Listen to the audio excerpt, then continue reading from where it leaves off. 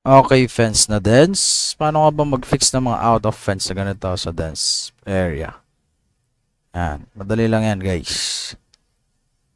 Medyo mahirap na kasi baybayin kung anong error nito. Ang gagawin dyan, delete nyo lang yung part na may error. Tapos fill nyo. Make sure itong guhit-guhit na to, checkan nyo itong override by existing feature, override by neighbor.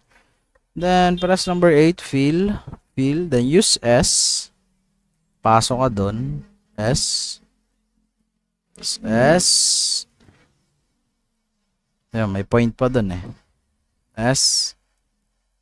Spacebar. Then, cut nyo tong part na to. Yan, to. On-off nyo lang yung mask. Kaya mali to. Merge. Merge. Control T. Diba? Nawala.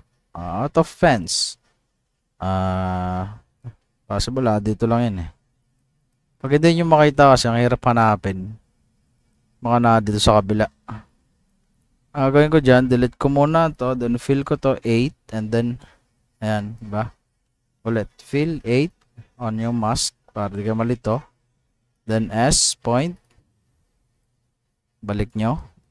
Ayan, sakupin nyo lang S, para ma-autofill. So, dito, hindi ko lang kung nasan yung parte nito. Dito yata nag-error to eh. Kapain natin kung may points. Mukhang wala naman. Trotsy. Nawala. So, ito naman. Ano na lang din. Yun. So, okay. Try natin mag-add ng point. Select natin yung dalawa. Move natin dito. Ulit nga. Delete ko na nga lang ulit. Fill natin. Fill. Tapos, may fill na siya. So, open lang natin ulit. Babalutan natin. Ito, tansya na lang kasi may bakod naman dun.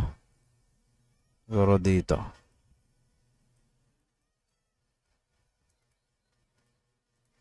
S, spacebar. Ito, pwede na tayo mag-cut dito. What? Control T. Wala na. Lipat ulit.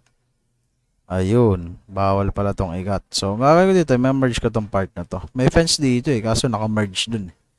So, wala tayong choice. Kundi i-merge na isang buo. Kasi hindi mo tayo pwede mag-cut dito. Tapos papaganon. Hindi ko naman tayo ikat. Kasi masasagasaan yung chuchu. Okay? Ayun lang. Barry's Frog Check.